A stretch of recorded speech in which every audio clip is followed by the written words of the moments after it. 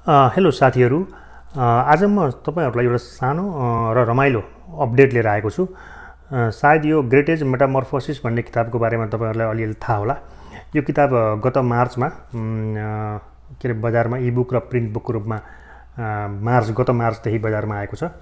भने हिजैदेखि मात्र यसको अडियो भर्सन पनि उपलब्ध छ, तर यो अडियो भर्सन सबैतिर चाहिँ पाइँदैन र यो 11 रिडर भन्ने एउटा प्लेटफर्म छ। 11 रिडर भन्ने एप मार्फत मात्र तपाईँले यसलाई एक्सेस गर्न सक्नुहुन्छ र त्यो एप इन्स्टल गरेपछि यसलाई कसरी फ्रीमा पढ्न सकिन्छ र त्यो एप मार्फत अरू रोचक र युजफुल स्टोरी र कन्टेन्टहरू कसरी एक्सेस गर्न सकिन्छ म त्यो पनि तपाईँहरूलाई देखाउन गइरहेको छु।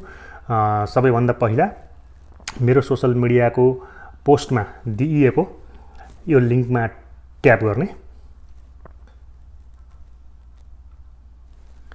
अनि यसले तपाईहरुलाई सिधै त्यो एप 11 रिडर एप इन्स्टल गर्ने पेजमा लिएर जान्छ। मैले यो 11 रिडर एप पहिला नै मेरो एन्ड्रोइड फोनमा इन्स्टल गरिसकेको हुनाले यसले त्यो एप भित्रको सिधै मेरो बुकमा लिएर गयो, ग्रेट एज मेटामर्फोसिसको अडियो बुकमा लिएर गयो र यहाँ तपाईहरुले लिसन बटन थिचेपछि तपाईहरुले यो किताब पढ्न र सुन्न दुवै सक्नुहुनेछ। र अब हामीले जहाँबाट आफूलाई यो किताब सुन्न मन लाग्यो त्यहाँ चाहिँ क्लिक गर्ने। Reimagines Franz Kafka's classic through the eyes of a sister torn between love and survival, revealing a source of hope we cling to. He leaves before dawn. Then there's my father, who once commanded respect with his words, now reduced to a slouch. Weeks, a foreign feeling had settled with. र एउटा कुरा, यो voice चाहिँ मेरो आफ्नै voice हो। मैले मेरो एआई क्लोनिङ भोइस हो। सायद तपाईहरुले यो भोइस चेन्ज गर्न चाहिँ सक्नुहुन्न होला। र यो त भयो ग्रेट एज मेटामर्फोसिस कसरी 11 रिडर भन्ने एपमा पढ्ने, कसरी 11 रिडर एप आफ्नो मोबाइल डिभाइसमा, मोबाइल अथवा आइप्याड डिभाइसमा इन्स्टल गर्ने भन्ने कुरा।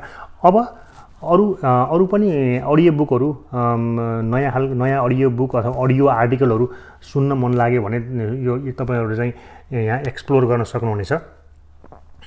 र त्यो एपको बटम लेफ्ट साइडतिर एक्सप्लोर भन्ने बटन छ, त्यहाँ जाने। त्यहाँ गएपछि विभिन्न किताबहरू, आर्टिकलहरू चाहिँ यहाँ छन् जसलाई सुन्न सकिनेछ फ्रीमा। आफूले पैसा तिर्न चाहिँ पर्दैन। सुन्नुभन्दा पहिला एड टु लाइब्रेरी गर्ने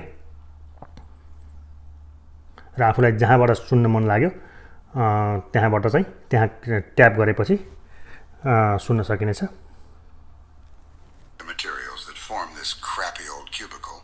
That door is made of state-of-the-art material with unpronounceable names that aren't really names at all, but rather. Okay.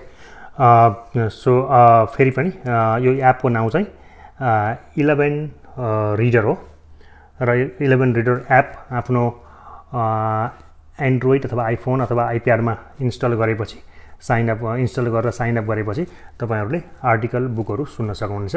हस्, थ्यांक यू।